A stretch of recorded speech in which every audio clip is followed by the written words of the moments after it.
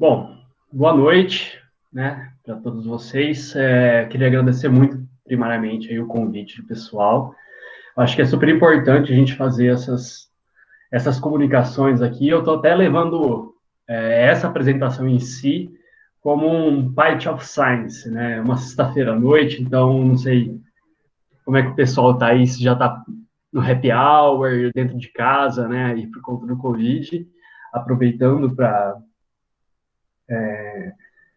conhecer um pouco mais, ou se, né, tá realmente encarando isso como uma aula, né? Eu espero estar à altura da minha descrição do meu Lattes, né? Então, é, eu vim dar para vocês hoje essa aula que eu intitulei de defesa química em anfíbios, comportamento, morfologia e toxinas.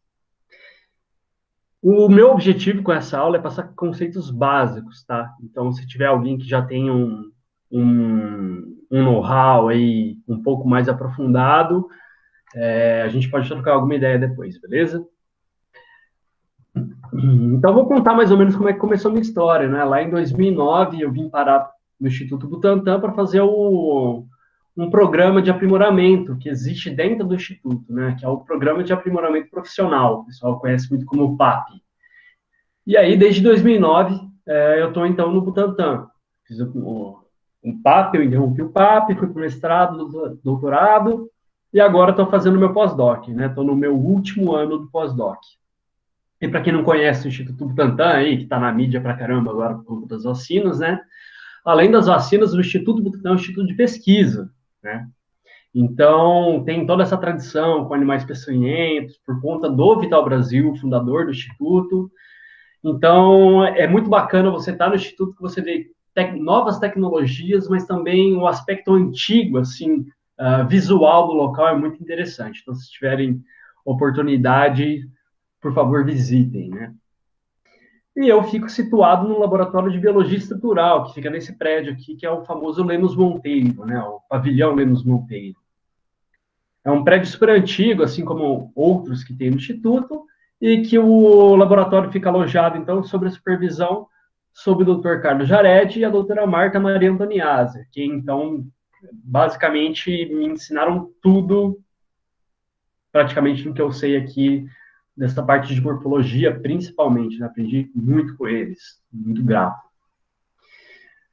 E o laboratório de biologia estrutural, ele tem, então, uma, como eu posso definir, uma filosofia, talvez, se fosse uma maneira que o Carlos gostaria que eu definisse isso, é uma abordagem integrativa. Isso porque a gente tenta juntar os diversos pesquisadores que estão dentro do Instituto, né, e outros também que estão fora, para dar uma visão um pouco diferenciada do que a gente entende no geral dos anfíbios, né? Quando eu estava na graduação, o que era possível para mim? Trabalhar com levantamento de fauna, entender mais ou menos um pouco do hábito de vida desses animais. Só que quando eu vim para o Instituto, foi até uma quebra de paradigma, assim, para mim. Eu sofri bastante, porque quando eu cheguei aqui, eu não estava habituado com as técnicas, né? Então foi um desafio. Eu não estava nem sonhando que eu ia trabalhar com morfologia, né? Poxa, trabalhar com histologia, por exemplo, uma das matérias que eu quase peguei DP na faculdade, né? Então, foi muito bacana essa integração do laboratório, porque eu pude entender melhor o que as diferentes áreas podem, né, proporcionar. Então, aqui tomando como exemplo, ó, a gente usa basicamente a morfologia como base, né? A gente olha a morfologia do bicho para entender as adaptações dele, né? É uma, uma análise contrária, né? Inversa, de certa forma, né? Mas, junto a isso, a gente também analisa o comportamento do bicho, a história natural, a sistemática filogenética, farmacologia, bioquímica e microbiologia. E vocês vão entender o porquê, mais ou menos, dessa análise integrativa, por que ela faz sentido ao longo da minha palestra, né? Então, a gente preza muito pela abordagem integrativa dentro do laboratório. Estou entrando já num aspecto um pouco mais técnico, eu coloquei aqui uma árvore da vida bem ilustrativa, né, bem didática, demonstrando aí os diversos grupos de animais, plantas, e aí a derivação evolutiva disso tudo, né? E o que é interessante? Se a gente parar para ver aqui, existem diversos clados aqui dessa árvore em que os bichos eles possuem toxinas, né? Então aqui, vamos pegar aqui a lacraia, tem um escorpião, sei lá, uma abelha aqui em algum lugar. A gente tem até aqui o ornitorrinco, né, que também produz toxinas, né? E o que é uma toxina? Isso é uma substância produzida por um organismo vivo que é capaz de causar uma lesão fisiopatológica dependente de dose em si mesma ou em outro organismo vivo, né? Então é uma definição um tanto quanto mais moderna, né, do que é uma toxina. E o interessante é que essas toxinas, como eu já dei aqui, cantei a bola para vocês, elas possuem origens independentes. Mas como assim, origens independentes? O que você quer dizer com isso? Isso quer dizer que a toxina que está aqui na lacraia não é a mesma toxina que está aqui no ornitorrinco. Tá? A gente está falando de um artrópode e está falando de um mamífero, são coisas completamente distintas. Ou seja, essas toxinas, elas apareceram, né, digamos assim, elas pipocaram ao longo da evolução, elas apareceram de acordo com a necessidade, né, claro, levando em conta a seleção natural. E, no geral, na grande maioria dos grupos, né, essas toxinas, elas estão associadas com a alimentação. Mas, poxa, como assim para alimentação? Seria basicamente um mecanismo adicional de subjugar uma presa, né?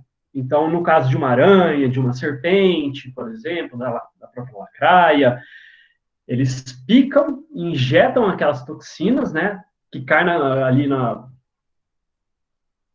Não vou falar nem na corrente sanguínea, porque não necessariamente é um bicho que tem uma corrente sanguínea, né? Pode ser um inseto, por exemplo. E aquela toxina vai ter uma atividade e vai paralisar a presa, né? Então, a maioria quando a gente pensa em animais que possuem toxinas, a gente pensa nos bichos que quer ferrar com a gente. Mas não é sempre assim.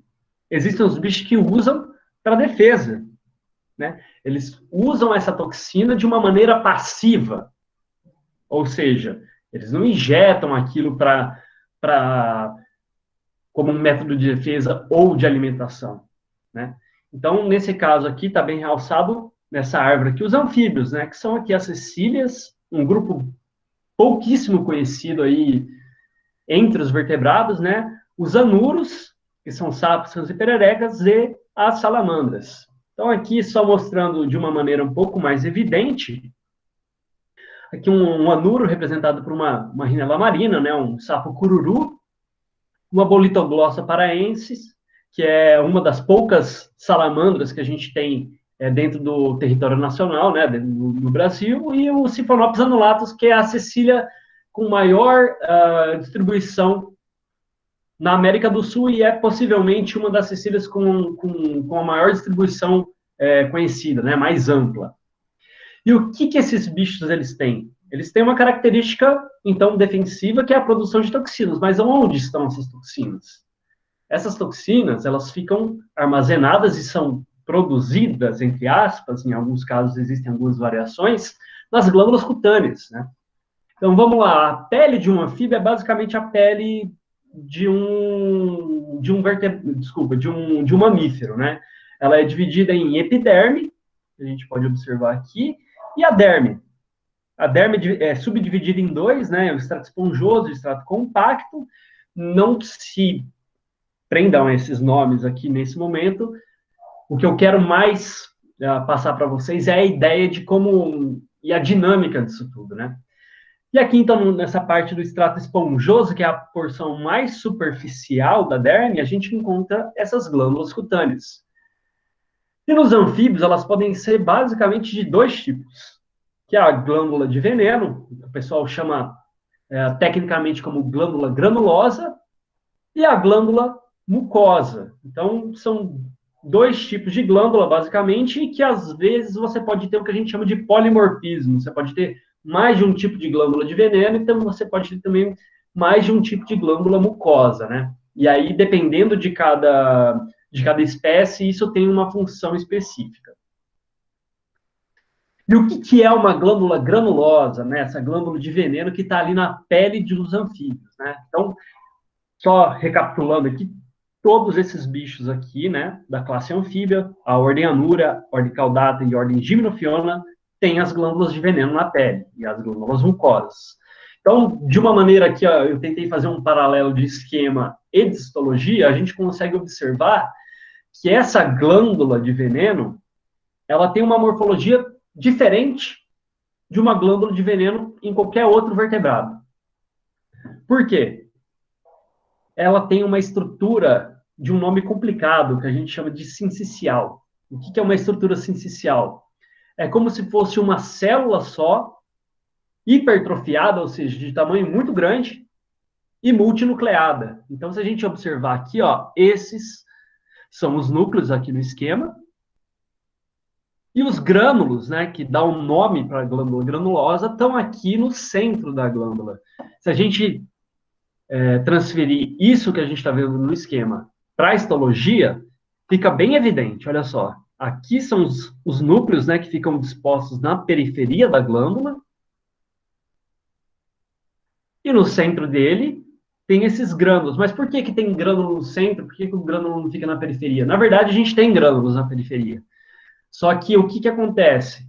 Esse veneno, ele é produzido na periferia, porque aqui está toda a maquinaria que produz essas toxinas, né? Então, ali a gente tem o retículo endoplasmático rugoso, que vai receber a informação lá do núcleo para transformar aquilo em um material, né, digamos assim, e esses grânulos, então, ficam armazenados no citoplasma dessa glândula. Então, a gente pode pensar nessa glândula como uma única célula. Eu sei que isso dá um pouco de nó na cabeça das pessoas, mas é como se fosse uma única célula multinucleada. Talvez para exemplificar melhor, é como se fossem diversas células, uma do lado da outra, que perderam as membranas. Então, elas se uniram e formaram uma única coisa, de um tamanho bem grande. Até, às vezes, aí a gente pega uma glândula de, sei lá, 1 ou 2 milímetros de largura com 5 de altura, né? Então, é uma estrutura bem robusta, né? Então, olha que interessante. Se a gente olhar aqui no meio, aqui são 4 espécies diferentes, entre o A, que está faltando aqui, desculpa, o B, o C e o D. São 4 espécies de sapos cururu. Então, isso é uma coisa interessante também. O grânulo de secreção, ele está relacionado, né, o grânulo de veneno, com o tipo de componente que está sendo produzido ali. Então, isso é um aspecto importante para a gente ter em mente. E olha que interessante, eu vou convidar vocês, imagine que vocês consigam mergulhar de cabeça aqui, ó, no centro dessa glândula. Como que vocês iam ver isso tridimensionalmente, né? Então, aí eu vou facilitar um pouco a imaginação para vocês. E olha só, isso daqui é basicamente o citoplasma, né, que é a parte cinza, que é essa parte aqui entre os grânulos de secreção. Em azul aqui, realçado artificialmente, claro, né, isso aqui é uma microscopia eletrônica de varredura, a gente vê os grânulos. E olha só, por que não tem bolinha? Porque aqui eu cortei, né, eu tô vendo dentro, mas aqui eu tô vendo superfície. Mas olha só que interessante. Então, como seria se você conseguisse mergulhar dentro desse sincício? Seria basicamente isso. E realçando talvez uma coisa que seja importante, existem outros órgãos ou tecidos que são sinciciais, né? Que tem mais ou menos essa estrutura. Como, por exemplo, músculo, eu acredito que glândula mamária também, claro, né, de mamífero. E vamos passar então o que tem aqui, esses grânulos. Esses venenos, essas toxinas, a gente diferencia em classes, né? Vamos falar aqui, uma das classes é a amina biogênica, outra classe é peptídeo, outra classe é esteroide, uma outra classe é um alcaloide. Então, do que depende? Depende, na verdade, das famílias que esses anfíbios estão. Então, se você pegar aqui as rãs e pererecas, você tem uma quantidade grande de aminas biogênicas, peptídeos e proteínas. Né? Nos sapos, aí os sapos cururu, ele já tem uma quantidade maior de esteroides, que são lipídios, né? E aminas biogênicas.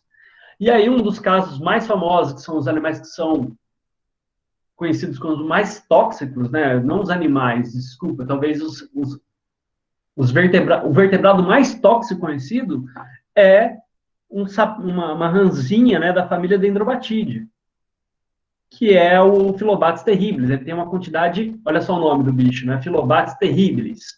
Ele tem uma quantidade muito grande de alcaloides lipofílicos, né? E no caso desse grupo aqui, ó, né, dos sapos, rãs e pererecas, a maioria dos anfíbios, eles produzem o próprio veneno, ou seja, dentro dessas glândulas aqui, eles têm toda a maquinaria celular para a produção dessas classes de compostos, o que é diferente, tá? Quero deixar bem claro aqui, dos dendrobatitos e alguns outros grupos, tá? No qual eles sequestram essas toxinas. Mas como assim, Pedro? Eles sequestram? Basicamente, eles se alimentam de artrópodes, ácaros, que são muito pequenos e que têm já toxinas. Então, no caso, por exemplo, eles comem formigas, né? Essas formigas, elas conseguem essa toxina. De onde que vem a toxina? Por que está na formiga? Porque a formiga come uma planta que é tóxica. Então, olha só, tem uma cadeia, né? A planta é tóxica, a formiga come, se alimenta lá, leva para o ninho, ou para a colônia, né? Melhor. Leva para a colônia essa folha, e aí essa folha acaba sendo incorporada nas formigas. O sapinho come as formigas, e aí incorpora as toxinas à pele. Então, esse mecanismo, apesar de ser conhecido, assim, saber que ele exista, né, melhor dizendo, a gente não sabe como isso ocorre ainda, né? E entrando aqui na defesa química em si, falando da defesa de uma maneira geral, tá? Dos animais, o que é uma defesa química? É uma defesa que está relacionada com a produção de toxinas, nesse caso, né? Então, a gente tem dois tipos, né? A gente tem a defesa química ativa, no qual é exemplificado claramente pelas serpentes, né? E a defesa química passiva. Então, se vocês observarem isso aqui, o que é mais agressivo?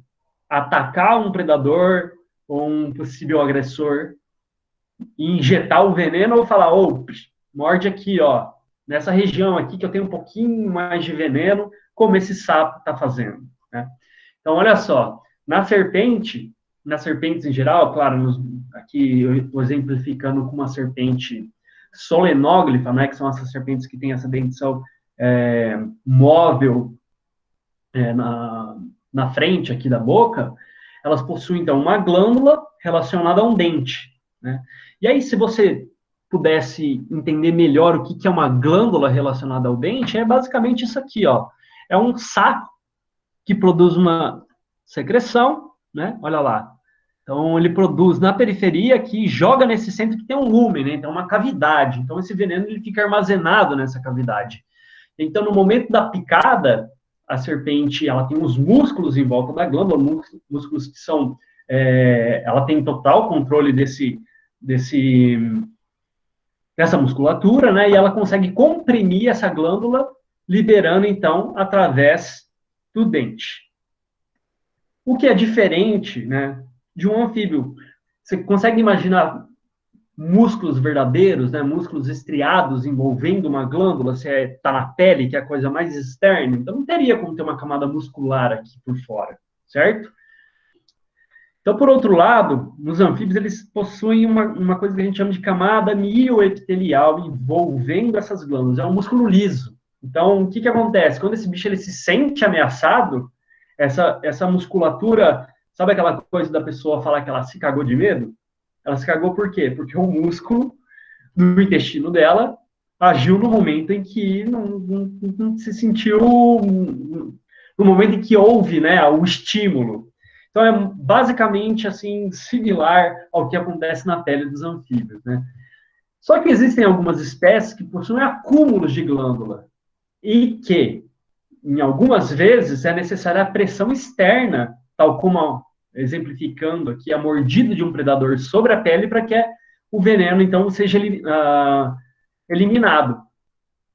Isso leva, então, à distinção clara que eu dei, assim, uma pincelada no começo desse slide, que é defesa passiva. São animais, geralmente, que a gente chama de venenoso, tá?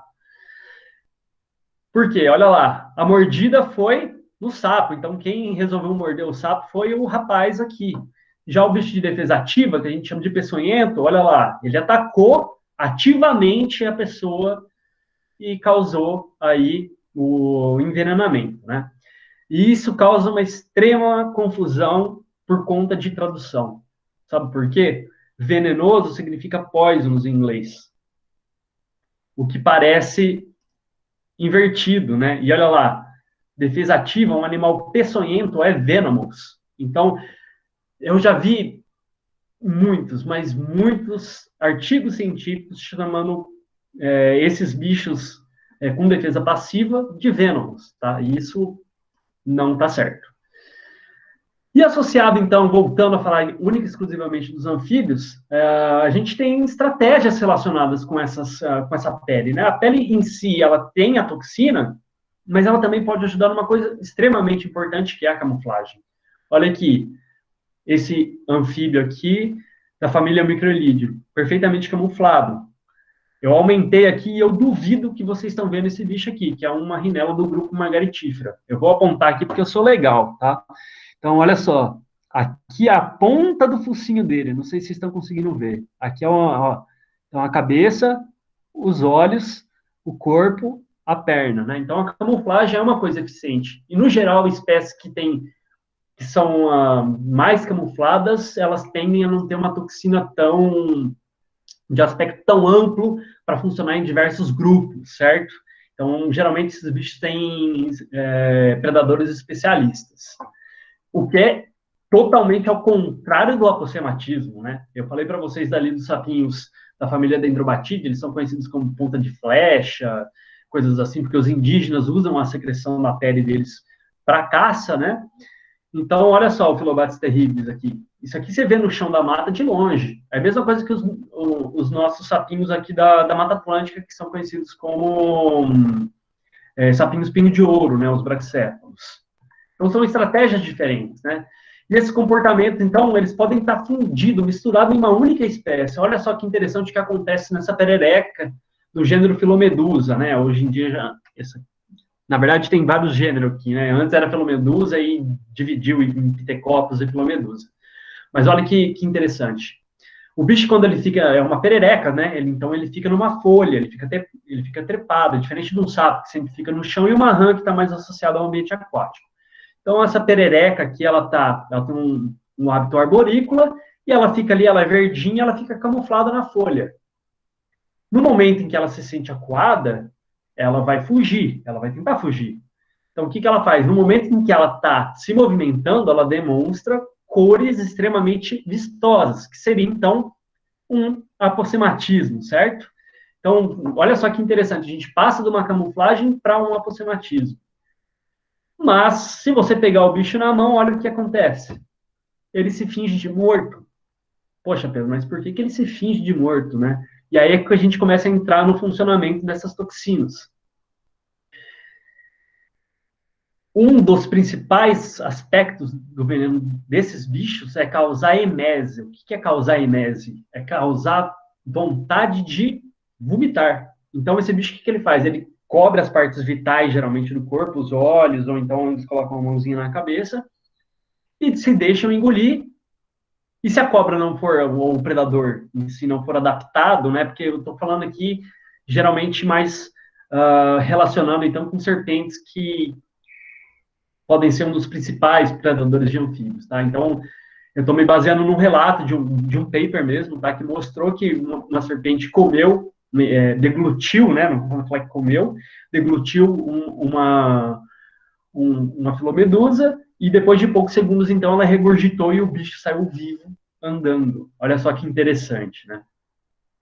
E algumas vezes a gente pode ter comportamentos, então, associados com características morfológicas, né? São diversas adaptações.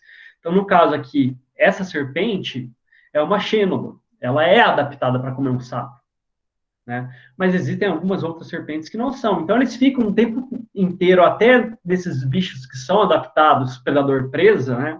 Eles evoluíram para se alimentar assim. Ocorre uma coisa que a gente chama de corrida armamentista. Enquanto a, a serpente ou o predador, ele se especializa em comer esses bichos, né? Um anfíbio, um grupo de anfíbios. Esses anfíbios eles tentam fugir, aumentando a quantidade de toxinas, ou então, claro, estou falando de uma maneira genérica, tá, gente? Sempre levando o aspecto da história evolutiva do bicho, claro, né? Da evolução. Então, eles ficam brigando nessa para ver quem consegue driblar um ao outro, né? E no caso dos sapos, olha o que eles fazem, né? Eles induzem o predador a morder numa área que tem uma maior concentração de toxina, que é, no caso aqui, as macroglândulas, né?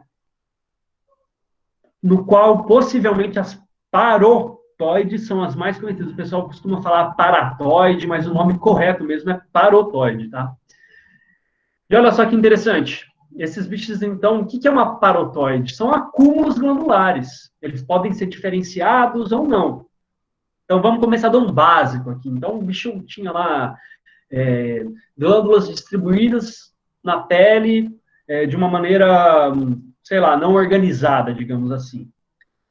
E alguns grupos, então, possuem verrugas, no qual ocorrem acúmulos dessas glândulas, né?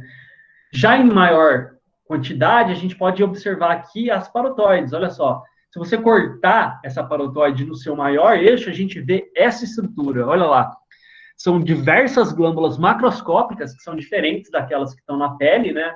Principalmente por conta do tamanho, e que se especializaram para produzir uma maior quantidade de toxina.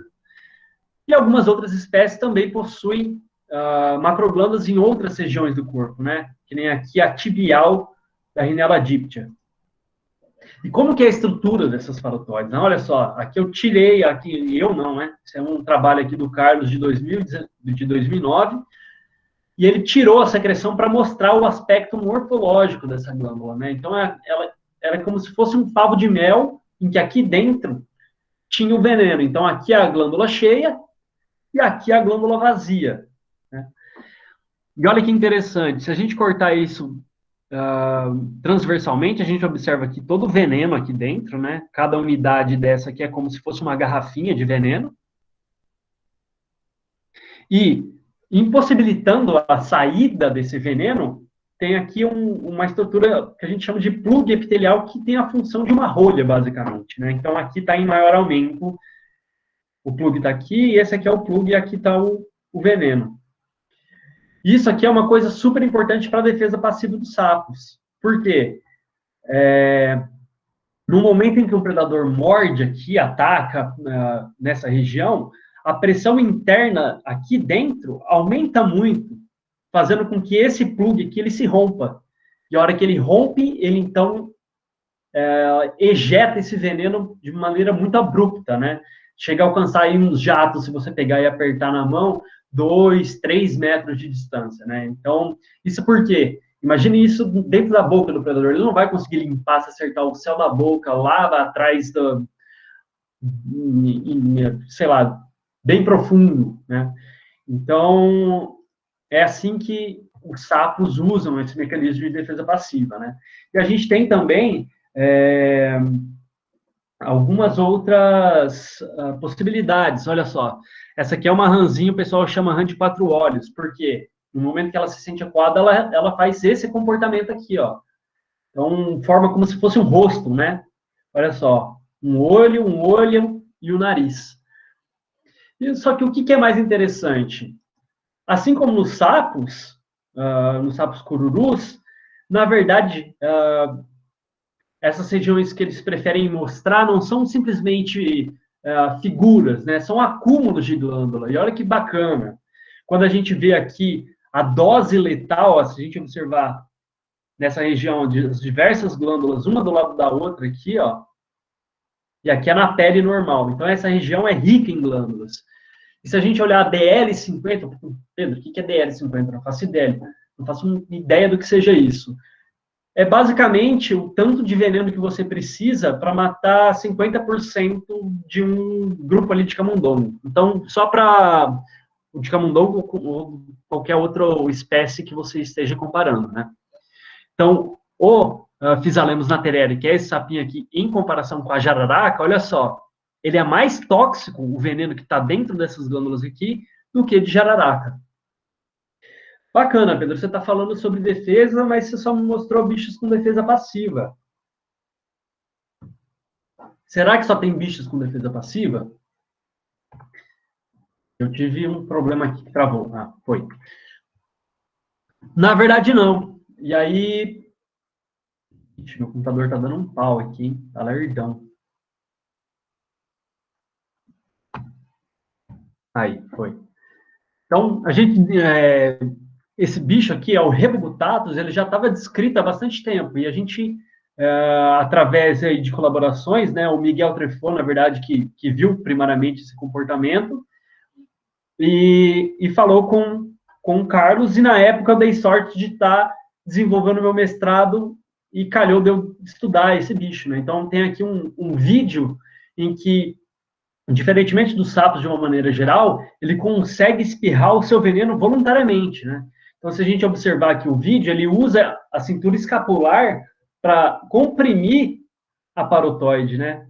Que é a glândula aqui que eu mostrei para vocês anteriormente. Então, ó, veja bem, em torno de uns 10 segundos aqui, ele vai espirrar o veneno. Mais ou menos aqui onde eu tô com o mouse, ó. Assim que tirar a mão, ele vai apertar a própria glândula. Conseguiram ver? Vou colocar de novo, ó. Mais uma vez para todo mundo. São jatos, né, que saem aqui desses poros da glândula e também conseguem atingir ali a uma distância de 2 metros, né? Então ele é capaz de acertar o olho de alguém ou de um predador à distância. E a gente mostrou isso nesse artigo aqui. Se vocês tiverem interesse, eu posso enviar para vocês depois. Em que a gente mostrou, comparando o bicho ativo com o bicho passivo, né? No caso, seria um anfíbio com defesa ativa, mas ele não é um bicho peçonhento. Então, aqui a Rhinella marina é um bicho com defesa passiva, e cada linha dessa aqui são toxinas ou proteínas que tem ali nesse veneno, né? Então, o bicho com defesa passiva, a gente vê que é bem diferente do RG, que é o Rebugutatus, que é esse bicho aqui, que tem, olha só, algumas bandas aqui bem proeminentes que não tem Rhinella marina, né? E a gente falou, pô, a gente caracterizou isso, será que é diferente esse veneno? O que esse veneno causa? E aí a gente mostrou que o veneno do rebo, ele é capaz de causar edema, ou seja, inflamação, né? Aqui está o veneno do RG, né, do Rebugutatus, e causa aí um edema grande, em comparação com a Rhinella marina, que é um outro sapo cururu, mas que não é capaz de espirrar o próprio veneno. E, além disso, o veneno do Rebugutatus, aqui representado por RG, é capaz, então, de induzir mais dor. Então, não só inflamação. No momento em que o veneno atinge uma mucosa, ele é capaz de desencadear dor. Né? Então, isso é uma coisa extremamente interessante, porque afasta o predador sem nem ele mesmo ter atacado o anfíbio. E aí vem um termo aí que eu gostaria de introduzir para vocês, é que além de veneno e peçonha, né, então lembrando, veneno, defesa passiva, peçonha, defesa ativa, mas é injetado. Então, toxungens é uma substância, né, que compõe uma ou mais toxinas e que pode ser, e que é ativamente transferida sem uma injúria mecânica, né? Então, bem bacana. E aí a gente tem alguns anfíbios que se encaixam nessa categoria, mas também alguns outros vertebrados aí, como no caso da naja cuspideira, né, que é capaz de espirrar o veneno para acertar o olho de um predador sem ter o contato, né? E também tem uma salamandra que é capaz de fazer isso e um gecko, uma lagartixa que tem umas secreções assim na cauda e que utiliza isso para defesa, né? Tá, mas Pedro, a gente falou disso tudo, mas tem anfíbio peçonhento? Então, a gente tem algumas exceções sim, tá? Em 2015 eu tive a oportunidade de novo de ter a sorte de estar nesse momento precioso aí, dos anfíbios, em que a gente mostrou que um grupo de pererecas, né, eles possuem um acúmulo de glândulas em volta de espinhos do crânio, e eles utilizam esse crânio, então, eles têm um reflexo para tentar, digamos, atacar o bicho que chegue perto dele ou que manipule ele, né? Então, olha só que interessante. A gente usou duas espécies, tem um menino de doutorado agora estudando melhor outras espécies para a gente entender melhor como acontece isso, né? E olha só, esse é o crânio do Aparasphenodon brunoi, que é essa espécie aqui, e esse aqui é o Corytomantis greningi. E olha que interessante, aqui a gente consegue ver bem esses espinhos, né? Então, o bicho, entre esses espinhos, essas espécies, eles têm essas glândulas e eles utilizam esse mecanismo de defesa para, digamos, injetar mesmo a própria secreção, né? É diferente de uma agulha com uma seringa, né? Que é basicamente a gente pode fazer uma analogia com uma serpente, mas a gente pode chamar esse bicho de peçonhento porque ele consegue injetar a própria toxina que ele produz. Isso aqui é extremamente tóxico, tá? Esse bicho aqui é 25 vezes mais letal do que jararaca, por exemplo, se você injetar via intraperitoneal. Então, a gente fez uma série de testes e mostrou isso, tá? E olha que interessante, um bicho venenoso predando um bicho peçonhento. A gente mostrou recentemente também que os anfíbios, no caso o sapo cururu aqui da Mata Atlântica, que é a Rhina lictérica, ela é imune, eu não vou falar imune, ela é resistente, se não imune, ao veneno do escorpião amarelo, que é o Titus cerulatus, que causa um problema grande de saúde pública, né? Olha lá, ela não tá nem aí, realmente ela come assim super bem. E a gente também fez teste de toxicidade, né? Injetou 5 vezes a dose letal intraperitoneal do veneno do escorpião, né? Nesses sapos, e eles não apresentaram nenhum tipo de problema, né? E eles estão vivos, na verdade, até hoje lá no nosso biotério.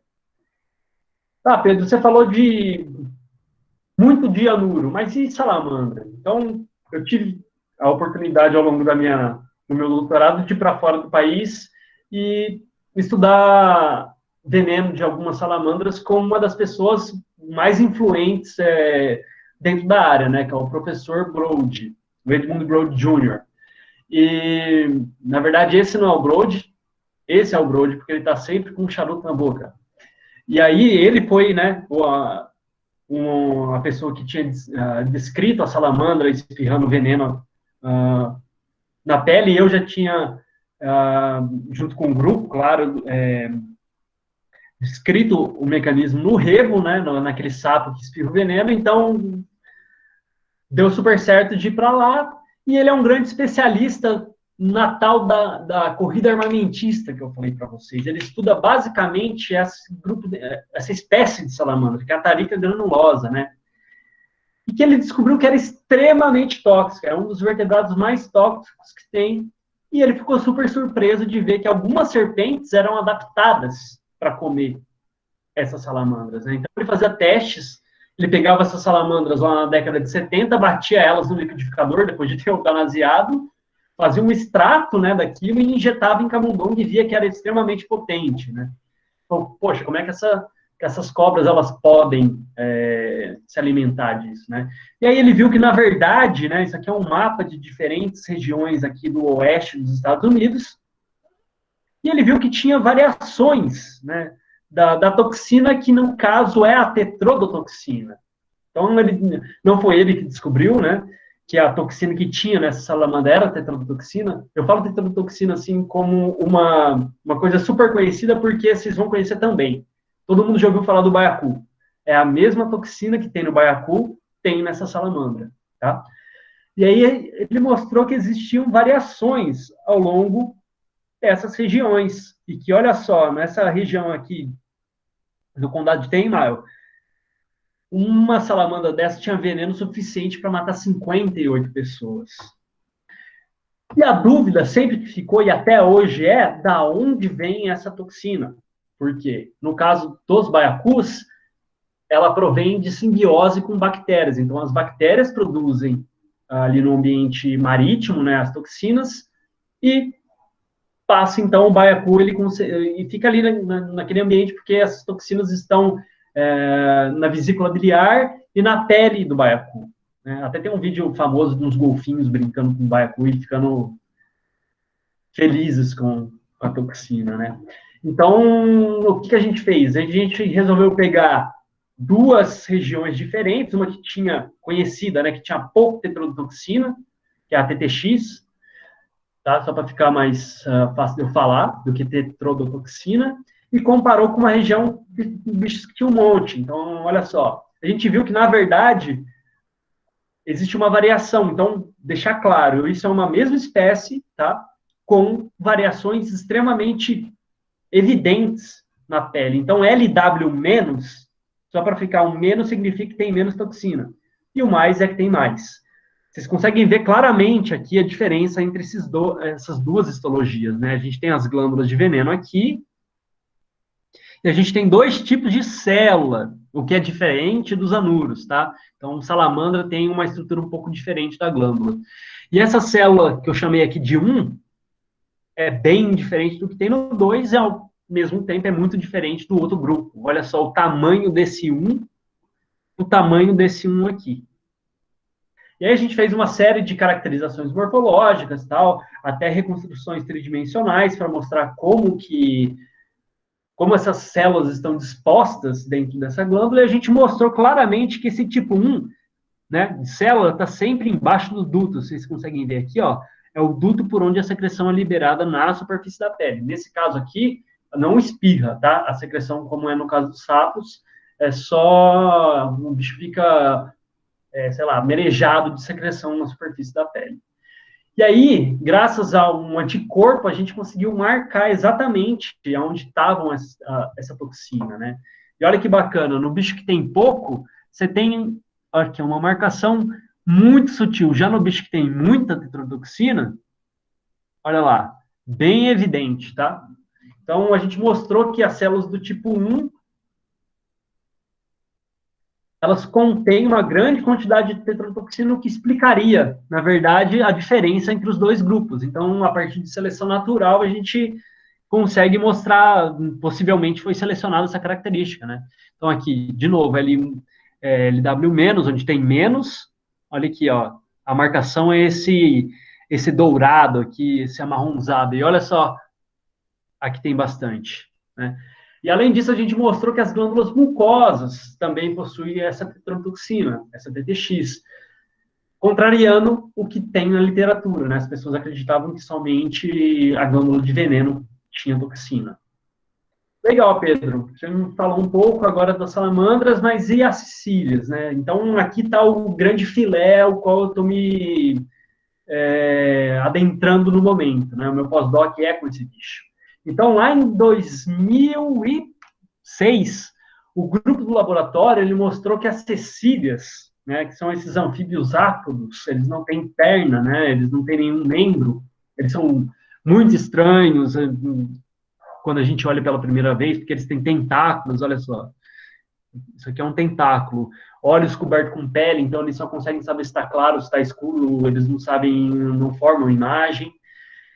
Eles viram que os filhotes, que as mães permaneciam junto dos filhotes em algumas espécies, né? Eu falei, poxa, que coisa interessante, né? Por que será que eles ficam juntos?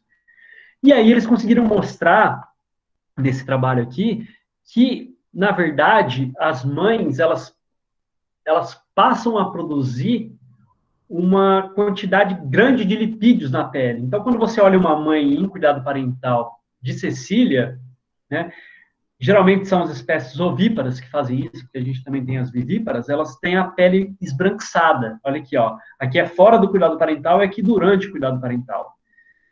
E aí foi mostrado claramente que a epiderme, né, que é essa porção mais superficial aqui, ó, ela produz uma quantidade grande de lipídios. Você fala, poxa, que coisa interessante, por que será que produz lipídios? E aí foi mostrado que, na verdade, os filhotes, eles se alimentam da pele desses anfíbios, né, dessa porção mais superior, que é o estratocórneo, que seria basicamente, sabe quando você toma muito sol e descama a pele? É basicamente o que descama na cecília. Então, eles viram que isso era extremamente nutritivo e os filhotes conseguiam ali, eles aumentavam a massa corpórea rapidamente, né? Tanto que isso foi, assim, um grande achado, né? Que ninguém conhecia e foi publicado na Nature. Então, só que como é que eles conseguem comer a pele da mãe? Será que eles são imunes ao veneno, à toxina ali da mãe? Então, se você olhar no Web of Science, que é tipo é onde a gente faz a grande parte das nossas pesquisas sobre citar o que tem publicado, o que não tem. Eu fiz aqui, ó, para vocês terem uma ideia, é como se fosse um Google científico, assim, um Google acadêmico. Então a gente tem aqui ó, o Gymnophilna poison, que são as palavras-chave que eu usei, e Gymnophilna venom, porque né, tem gente que troca essa usa de forma não muito correta essas denominações. E olha só que interessante, a gente conhece, a gente tem 8 papers, 8 artigos sobre veneno de cecílias. Ninguém sabe absolutamente nada disso. E eu posso dizer para você que desses 8 aqui, sei lá, 6 são contribuições do nosso grupo de pesquisa. Ó. Só as 3 primeiras aqui, ó, olha lá, estou eu aqui, o Carlos, eu, o Carlos. Então, realmente, as cecílias elas são consideradas o grupo de vertebrados menos conhecidos em todos os aspectos biológicos. E é muito interessante. Você começa a estudar isso, você começa a ver coisa nova, né? Coisa que ninguém viu. Então, o meu trabalho atualmente, ele foca no cuidado parental e dermatofagia na cobra cega, né, no Siphonophis annulatus, através dessa abordagem integrativa. E o que eu faço? Basicamente, a gente compara fêmeas em cuidado parental com fêmeas fora do cuidado parental. Então, caracteriza a morfologia da pele, a gente utiliza algumas ferramentas mais modernas também, né, em colaboração com outros laboratórios lá do Instituto, o Inácio e o Newton. A gente faz o transcriptoma, não sei se vocês estão familiarizados com esse termo, mas transcriptoma basicamente são todas as proteínas que estão sendo expressas, ou seja, que estão sendo produzidas naquele tecido, naquele momento. Então, é como se fosse uma foto, sabe? Se você tirar uma foto de mim, eu estou aqui agora, mas eu não vou estar ali depois. Então, eu comparo a pele da fêmea em cuidado parental com a pele da fêmea fora do cuidado parental, tanto pelo ponto de vista morfológico, como de biologia molecular, e também faço a caracterização bioquímica da secreção, né? Então, a ideia é responder questões básicas desse fenômeno. Aí, o que advém, sei lá, o que a gente encontrou a partir disso? Então, tem aqui, ó, esse primeiro paper nosso mostrou que existe uma variação de glândulas ao longo do corpo desse bicho. Então, A, B, C, D, E e F correspondem às regiões equivalentes aqui das histologias. Pô, também tá uma bagunça, Pedro. Não estou entendendo o que é isso aqui, não. Não, beleza, eu vou explicar para vocês. Olha só. O que acontece, o que a gente viu? Na cabeça do bicho, ele tem basicamente glândula mucosa. Já na cauda, que é o F, que nem é uma cauda, né? Porque cauda é aquilo que vem depois do ânus ou da cloaca. Mas no caso aqui, esse bicho ele termina logo, o final do corpo termina na cloaca. Por isso que a gente chamou de região posterior, né? Do corpo. Já na região posterior, a gente tem aqui então glândulas de veneno, ó. Então, o que é G é a glândula de veneno e o 1 aqui é a glândula mucosa do tipo 1. Isso porque a gente relacionou o quê? O que isso quer dizer? As cecílias, elas primariamente têm ácido fosfórico, ou seja, fosforial. Elas, digamos que elas conseguem nadar na terra. Então, ter uma quantidade de glândulas mucosas na cabeça, e que, na verdade, essas glândulas mucosas produzem uma quantidade muito grande de lipídios, a gente mostrou isso no trabalho, ela consegue mergulhar melhor, o corpo dela fica untado, lubrificado, para que ela consiga cavar, né, nesse chão fofo, em que geralmente elas vivem, que é o chão de floresta. Então tem, na verdade, até uns 30, 40 centímetros, mais ou menos 50 centímetros de profundidade na terra. E, uma das dificuldades de se trabalhar com esse grupo, né, por que tem tão pouco paper? É porque você tem que cavar o chão no lugar certo para encontrar esses bichos. Então, essa é uma expertise que o laboratório tem, né? O Carlos desenvolveu isso desde a década de 70. Achar um lugar certo para cavar, para encontrar o bicho, para você conseguir fazer alguma coisa. Então, isso geralmente acaba desestimulando outras pessoas a trabalhar com esse grupo, né? E já na cauda, o bicho ele não conseguiria se defender do predador que vem por trás no túnel, né? Então ele tem uma quantidade muito grande de glândulas. E outra, de tamanho gigantesco, olha só o tamanho dessas glândulas, ele consegue se defender quimicamente, né? De uma maneira bem passiva, no caso, desse ataque a partir da traseira, tá? Piadas à parte aí, depois vocês podem fazer. E um passo adiante que a gente deu ao longo disso aqui foi, eu não, na época que eu vi isso aqui, eu vi, vocês conseguem ver essa estrutura aqui, ó, isso aqui me chamou a atenção. No meu doutorado eu trabalhei com diferenciação de tipos de glândula na pele de sapo. Então eu fiquei meio com um olho treinado para saber diferenciar as coisas, né? E aí foi o que deu, então, origem a esse paper aqui. Eu fui analisar, então, essas glândulas que eu achei diferenciada aqui, e na verdade eu vi que essas glândulas, elas desembocavam, ela tinha um duto que desembocava na base do dente. Falei, pô, isso aqui é uma coisa nova, ninguém nunca tinha visto. Então, a gente publicou esse paper aqui recentemente, que ficou, foi bem falado aí na mídia até, né, foi bem, não digo bem falado, mas bem divulgado na mídia. Então, aqui dá para ver muito bem, né, essas glândulas e uma linha que é esse duto que desemboca, então, na base desses dentes, né? Olha só. Então, o que a gente mostrou? Que essas glândulas, elas produzem uma quantidade de mucolipídios e proteínas e que se assemelha a um processo de defesa ativa, né? Aquela coisa da serpente, de morder e injetar alguma coisa. E aí a gente fez, então, toda a caracterização disso. Então, está aqui o bichinho bonitinho, né? Os Phonops undulatus. E olha que interessante, aqui é a maxila, aqui é a mandíbula. Então, na hora que esse bicho ele fecha a boca, ele basicamente ele tem um arranjo de encaixe muito interessante, né? No qual a primeira fileira de dentes da parte superior, que é a maxila, encaixa nesses furos que estão aqui, ó, né? Na parte mais externa da mandíbula, que é a parte inferior. Já a linha de dente da mandíbula encaixa aqui na maxila. Isso torna a mordida desses bichos extremamente forte. Então, eles conseguem morder e segurar presas muito grandes, né? Tanto que eles arrancam pedaços, geralmente, das presas. Então, eles mordem e fazem aquele giro da morte. Sabe aquela coisa que crocodilo e jacaré faz, que eles giram e arrancam um pedaço? As cecílias, elas fazem isso também. E aqui, mostrando mais detalhadamente, eu realcei isso através de eletronicamente, né? Então, a gente consegue ver aqui que, na verdade, tem diversas glândulas que desembocam em um único dente, né? Então, aqui, só um aumento um pouco maior, a gente consegue ver claramente a glândula e o duto desembocando na base do dente.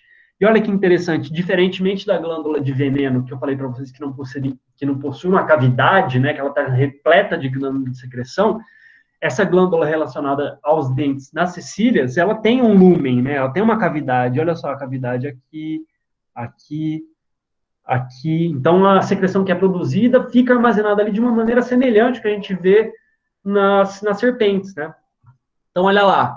Só mostrando aqui um corte transversal. Aqui a primeira linha de dente, segunda linha de dente. O que... Aqui, ó. Primeira linha de dente, segunda linha de dente. Acho que dá para entender bem.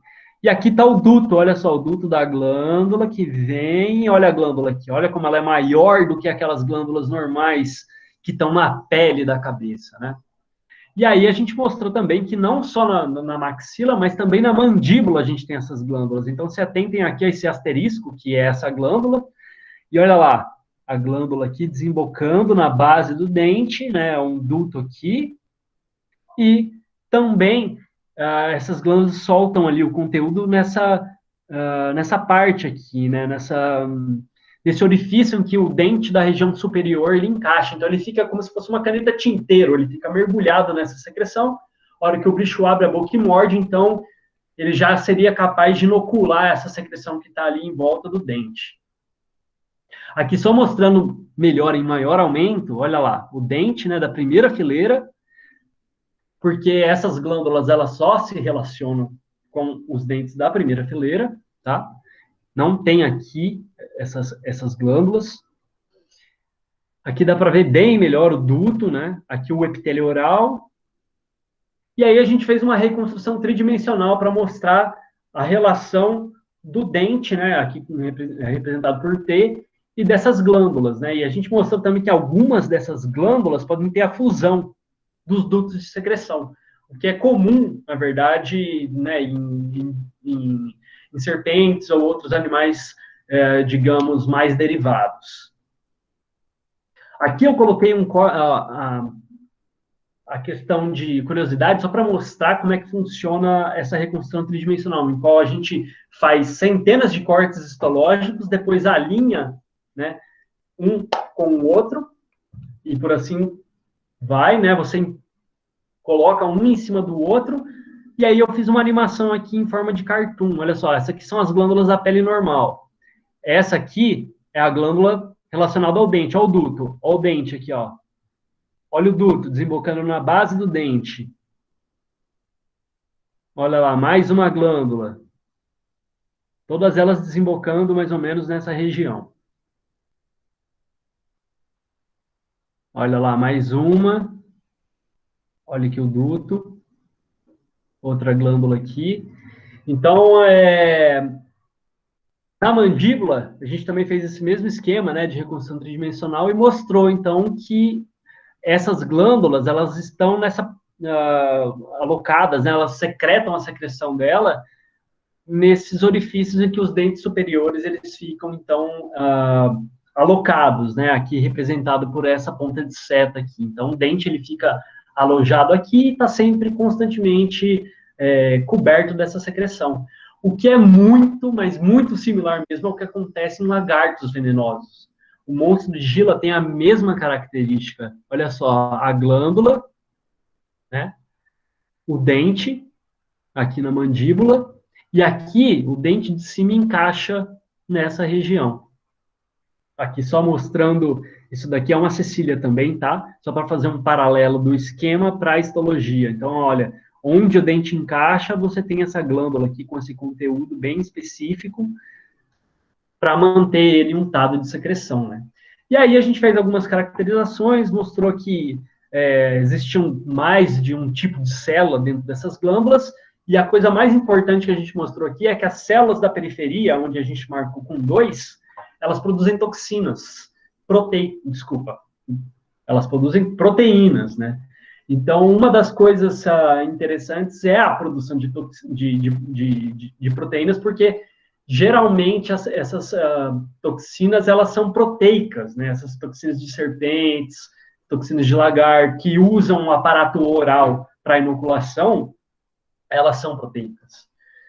E olha lá, a gente fez alguns experimentos também, aqui é um camundongo neonato, e olha a hora que o bicho morde, né, ataca o neonato, ele fica ali com a secreção em volta, né, libera essa secreção. Então, a própria deformação causada pela pressão e força da mordida acaba comprimindo a glândula e liberando essa secreção aqui nessa região, né?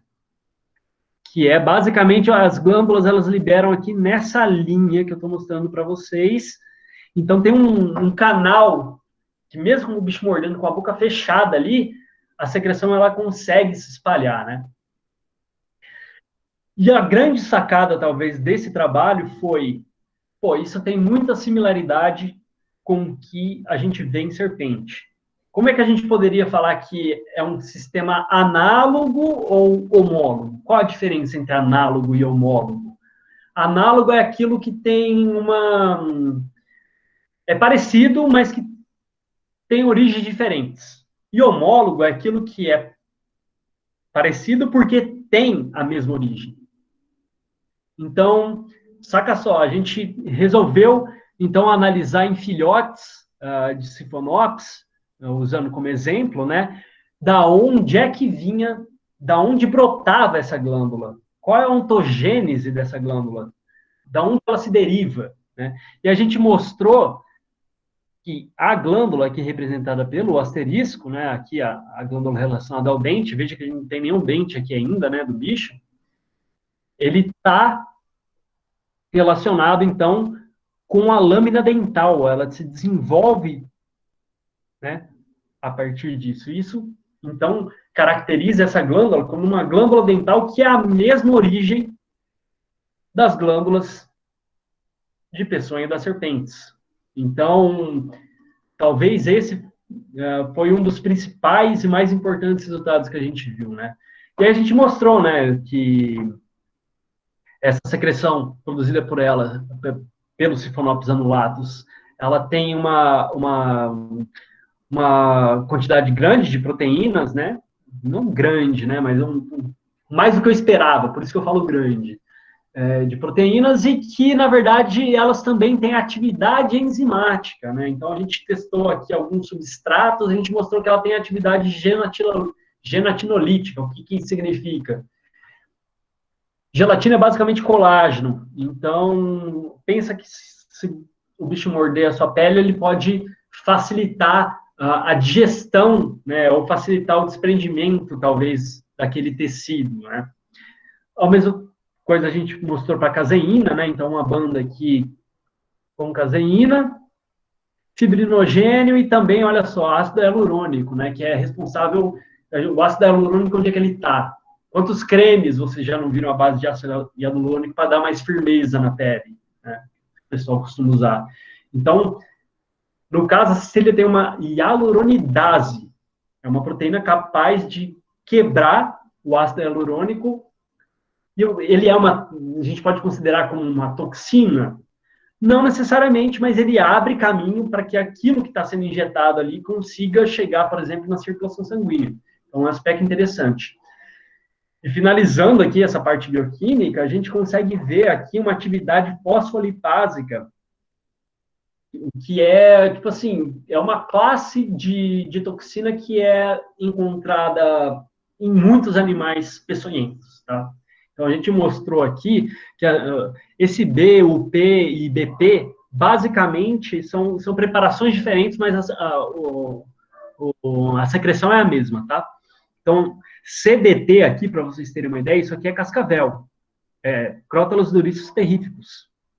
E a gente viu aqui que na secreção bruta, né, que é esse B, ela tem mais atividade fosfolipásica do que a própria cascavel, né? Então, isso chamou bastante a nossa atenção. E aí, uma questão que ficou no ar é se realmente só o Siphonops annulatus tinha essa característica de ter as glândulas relacionadas aos dentes, essas glândulas dentais. E a gente mostrou que não, que na verdade isso é uma característica que está na base das cecílias, porque esse grupo aqui, ó, Rinatrematidia, essa família, né, no qual está essa Rinatrema sp aqui, já tem as glândulas dentais. Então, olha só, é uma coisa ancestral que esses bichos possuem. Por outro lado, a gente mostrou que bichos aquáticos, que são hábitos secundários, né, eles perderam essas glândulas dentais na maxila, que é isso aqui, tá? Você tem o dente aqui, ó, a gente não observa as glândulas dentais, e só mantiveram na mandíbula.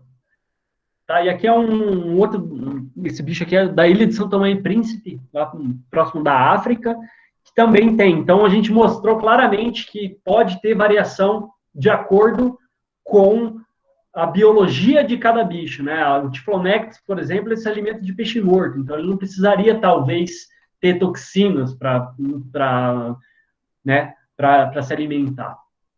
E aí ficou a questão, né? Será que as cecílias, aí no caso, tomando como exemplo o trabalho que eu usei para vocês, o Siphonopsis annulatus, ele é venenoso, ele é peçonhento, aí eu costumo fazer essa brincadeira que é venhonhento, ou peçonoso. Então, são cenas do próximo capítulo que a gente está investigando, né? A ideia é... A gente já conseguiu isolar essas glândulas aqui para analisar o transcriptoma dela, saber realmente o que está sendo produzido ali de quais são os genes que estão ali, a gente iria conseguir ver as fosfolipases, a gente conseguiria ver as hialuronidases, a gente conseguiria ver tudo isso, né? Mas nesse momento, né, fica aquela dúvida, a gente poderia considerar ele como peçonhento porque ele produz alguma coisa que ele consegue injetar no momento da mordida, mas será que isso é significativo? Uma coisa é certa, tá? Se essa característica está em grupo basal e grupo derivado, no qual o Siphonops, a família Siphonopidae, ela é mais derivada, é porque ela atua para alguma coisa, ela tem uma função bem específica. Agora, é só molhar o alimento para conseguir deglutir, ou realmente aquelas atividades todas que a gente mostrou, tem um potencial tóxico mesmo, né? Então, fica aí a dúvida. Queria agradecer de novo, muito obrigado aí. Se vocês tiverem qualquer dúvida, pode entrar em contato por esses 2 e-mails. Preferencialmente, mandem pelo meu e-mail pessoal, porque o e-mail do Butantan, caso eu não esteja mais lá, eu não vou conseguir utilizar. Beleza? É isso. Obrigado, gente. Beleza, Pedro, sucesso. Ótima palestra. Eu já tive alguns spoilers, porque no começo do ano passado eu fiz um curso lá na USP que você deu essas palestras, então é maravilhoso. Eu vi em aula esses dias um desses artigos de Cecílias, né, que eu até comentei contigo que a gente estava tendo esse conteúdo agora na graduação, parte da minha turma. Então é bem legal a gente ter uma profundidade maior, né? Um entendimento maior com quem realmente fez a pesquisa. Então, muito bacana mesmo. Eu tentei ser bem superficial, na verdade, mas às vezes é difícil, né, para explicar isso. O tempo é curto, acaba não dando para conversar muito, né? E também eu acho que o pessoal não entenderia 100% porque é um conteúdo muito denso. Mas a parte de imunohistoquímica, a parte de enfim, a parte histológica mesmo a gente não costuma ver em aula, a gente não vê com tanta profundidade, entender esses mecanismos. A gente teve poucas perguntas, mas acredito que são perguntas importantes para o pessoal conseguir compreender um pouco melhor o funcionamento do que você explicou durante a palestra. A Luana vai repassar aqui para você e aí a gente já finaliza, eu dou os últimos recados e também já vamos abrir o formulário que a gente precisa finalizar até às 7h, 7h05 no máximo. Mas por enquanto tá tranquilo. Pode abrir aí, Lu. Oi, boa noite. Gente, eu Boa já noite. coloquei o formulário no chat, então entrem lá e preencham para o certificado. E Pedro, primeiramente, a sua palestra foi incrível, tá? Teve muitos pontos que eu fiquei numa dúvida, porque é muito complexo, mas deu para entender bem. E teve algumas perguntinhas, e aí eu vou fazer aqui para você, tá bom? Uma que eu fiz logo no começo, mas você respondeu, que era que a coloração do anfíbio está associado com o nível de toxicidade dele. E aí você disse que tem a questão da camuflagem e do apossematismo. Então é mais isso, né? Isso, é. No geral, a gente tem alguns grupos, o grande problema dos anfíbios é que tem bichos que são extremamente coloridos e que não são dessas famílias, mas que nunca foram testados, tá? Uhum. Então, a gente não sabe exatamente qual é a toxicidade. E outro grande problema é Às vezes a gente fala, o bicho é extremamente tóxico, mas é tóxico para quê? Entendeu? Uhum. Para Na biologia qual... tudo depende, né? Exatamente. Tá, Eu tô vendo aqui que a gente esquece das plantas, é verdade. Eu esqueci de falar das Isso. plantas ali, Não, né? é porque a gente sempre coloca aqui os animais, são isso e aquilo, mas tem planta que tem toxicidade justamente para defesa. E que é Mas uma enfim, defesa passiva, né, também. sim, sim. Uma outra pergunta foi a Gabi que fez. Acho que você consegue até acompanhar no chat. Ela perguntou assim se dá para produzir algum soro com a espécie do gênero Rhinella.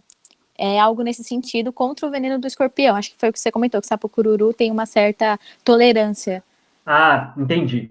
Na verdade, o que a gente está fazendo agora é assim, como que ele consegue ser extremamente resistente ao veneno do escorpião? A gente tem basicamente duas possibilidades aí para abordar. Primeiro, o anfíbio ele pode ter uma fisiologia celular adaptada para comer esse escorpião. Então, ao longo dos milhões de anos que esses bichos conviveram, eles estão nessa briga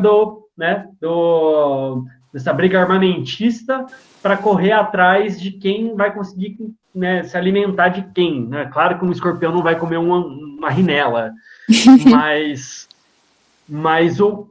a rinela se adaptou para comer o escorpião. Então, isso a nível fisiológico, entendeu? Seria uma adaptação de canais por exemplo, acho que é canal de cálcio e canal de sódio, basicamente, que essas toxinas funcionam. Então, ele pode ter mutado ao longo da evolução esses canais. E em segundo, pode ser alguma coisa plasmática, né? Em que o bicho tem alguma coisa ali circulante no sangue que é capaz de atenuar o veneno do escorpião. E para isso a gente está, na verdade, agora tirando o sangue dos sapos, incubando com veneno do escorpião. Aí a gente purifica isso e pega esse soro e injeta em camundongo, para saber se o soro do sapo tem alguma coisa que é capaz de neutralizar as toxinas do escorpião. Ah, sim. Nossa, bem interessante mesmo. A próxima pergunta é que fui eu que fiz essa, inclusive. Você acha que as pessoas, elas não possuem tanto medo assim dos anfíbios, como elas possuem de alguns répteis, como a cobra, por falta de conhecimento, ou porque a gente coloca na cabeça que a maioria dos anfíbios são só venenosos, então tem aquela defesa passiva? Porque que nem você apresentou que tem muitos anfíbios com um veneno mais potente que o do jararaca, da cascavel. E por que a gente não tem tanto medo? Tipo, eu não teria tanto medo se eu trombasse uma cecília na mata do que uma cobra aleatória. Mas aí talvez seja uma concepção humana. Depende do seu referencial. Você não ficaria com medo de uma cecília nem de um sapo, mas eu conheço gente que não consegue olhar para um sapo. Sim, sim, mas se você for, tipo, analisar no geral, se você colocar uma cobra, fala assim, você prefere entrar numa sala com cobra ou numa sala com sapo? O pessoal fala, sapinho ali, gente, super sapinho cururu, cresce cantando a música. Da minha própria experiência no laboratório, quando a gente tem um biotério que tem, sei lá, quase uma centena de diferentes espécies de anfíbios, lá no Butantã. E, tem gente que vai lá para aprender, assim, uma turma de universidade e não consegue entrar porque lá dentro tem anfíbio. Então, é muito relativo, mas talvez seja o medo evolutivo, né, que a gente tem das serpentes. É aquela coisa que se você pegar uma serpente e jogar na frente do macaco, ele vai ficar maluco, sabe? A gente é um macaco, então é um medo que tá ali dentro da nossa evolução, sabe? Ah, sim, obrigada. Tem uma pergunta do Thiago, ele diz assim, existem outros métodos eficientes para a coleta do veneno na pele dos anfíbios que não seja por corte histológico ou sacrifício do animal? Então, são coisas diferentes, tá? Quando a gente está estudando o mecanismo de produção, a gente precisa da histologia, mecanismo de produção do veneno. Outra coisa é quando a gente vai estudar o veneno. Então, extração de veneno em anfíbio não é uma coisa letal, tá? Existem diferentes métodos. Para rinela, por exemplo, a gente aperta a glândula e coleta a secreção. Já para bichos que a gente não consegue apertar e que não espirram, né, que não tem um volume grande de veneno, a gente joga ele dentro de um saquinho, coloca água destilada e faz ali uma massagenzinha só para ele ficar um pouquinho estressado para liberar a secreção nessa água. E aí a gente tira o bicho e tá com a secreção. Então, não necessariamente você precisa eutanasiar, né? Mas como a gente faz essa abordagem integrativa para entender, às vezes, localizar onde é que está determinada toxina, a gente precisa eutanasiar. Mas é que também tem um grande problema, né? Quando você pensa em coleções zoológicas, você tem a oportunidade de trabalhar com material que está depositado, sei lá, há mais de 100 anos, até que tá, se tiver bem fixado, você consegue utilizar. Então, uma das coisas que a gente faz é, sempre depois que mata esses bichos, né, que a gente faz a eutanásia, a gente tomba eles. Então, a gente não precisa matar de novo para pegar a pele do bicho. Uhum. Aí tem só mais uma, que é do Ítalo. Essa perguntinha é... Parabéns, Ítalo, pela pergunta. Ele diz assim: pelo fato da glândula das cecílias e serpentes terem a mesma origem ontogenética, quer dizer que os dois clados partilham um ancestral comum? Ou veio de uma evolução completamente diferente e não nada a ver? Essa é a pergunta do milhão, né? A gente não sabe exatamente o que está acontecendo aí. Mas, possivelmente, tem alguma coisa aí que a gente não entende. Tem diversos anfíbios que são considerados anfíbios reptiliformes, ao mesmo tempo tem alguns répteis anfibiformes, então é um pouco bagunçado, talvez, aí essa distinção. Eu não quero me adentrar muito e me comprometer em falar, em afirmar exatamente, É compreensível. mas acho que é a típica postura científica, né? Mas é questão de tempo, a gente precisa entender. Recentemente saiu um artigo mostrando que a maioria dos genes que estão nas nossas glândulas salivares, eles, se tiver uma duplicação, se tiver uma mutaçãozinha em determinadas regiões, a gente poderia produzir toxinas na nossa saliva. Então, a base, ela está aí, entendeu? E a evolução se utiliza disso para conseguir. É muito criativo, né? A gente não consegue responder exatamente, afirmar, né? Acho que se alguém fizer isso, inclusive, está cometendo algum erro. Mas eu acho que só o tempo para responder isso para a gente. Assim, não, mas é o que eu falo, né? Em biologia, nada é uma certeza absoluta. Sempre tem uns poréns da vida, os depende no meio da resposta. Aqui, olha, em toxina, tudo depende, cara, porque, olha, é muito complicado, assim, porque existem modelos muito específicos para você trabalhar com toxinas proteicas de serpentes, por exemplo. Mas quando você está falando de anfíbio, não necessariamente essas toxinas elas são proteicas. Então, é um outro método de análise que exige uma coisa, equipamentos diferentes, métodos diferentes. Então, realmente é desbravar uma selva com um facão, sabe? Sim, sim. Mas é isso, então, muito obrigada, tá, por ter tirado as nossas dúvidas no final. E, mais uma vez, parabéns pela palestra. Acho que a Gabi vai falar mais alguma coisinha, mas muito obrigada até pela sua disponibilidade de tempo, tá? Eu que agradeço, foi bacana. É isso aí, pessoal. Só finalizando mesmo, agradecer aqui mais uma vez por você ter topado, agradecer pela palestra, né, pela passagem de conhecimento, essa troca que a gente tem em palestra que é muito bacana, sempre tem dúvidas e milhares de dúvidas. Hoje o pessoal estava meio tímido, não mandou tanta coisa no chat, dependendo do dia fica mais movimentado, menos movimentado, mas você deixou o seu e-mail, então qualquer coisa o pessoal manda no e-mail também, a gente vai trocando ideia. Mas é isso, Pedrão, sucesso. Muito obrigada por ter Obrigado. topado a brincadeira. Alguém abriu o microfone? Não fui eu que falei. Eu vi alguma outra pessoa abrindo o microfone, eu não sei se foi sem querer. Ah, mas não tem problema, gente. É esse então. Valeuzão. Só lembrando que a palestra vai ficar no YouTube daqui pelo menos uns 2 dias, até segunda-feira no máximo. A gente posta lá no nosso canal da Liga. Para quem não é inscrito, se inscreve lá que a gente coloca todas as nossas palestras que são gravadas. E é isso, gente. Obrigada, boa noite, boa aula para quem vai ter aula. Bom final de noite aí para você, de final de dia, Pedro. Para vocês Sucesso. também, gente. Boa sexta-feira aí. Se cuidem. Covid tá aí, hein? É isso aí. Tchau, tchau. Até Beijo, mais. abraço. Tchau.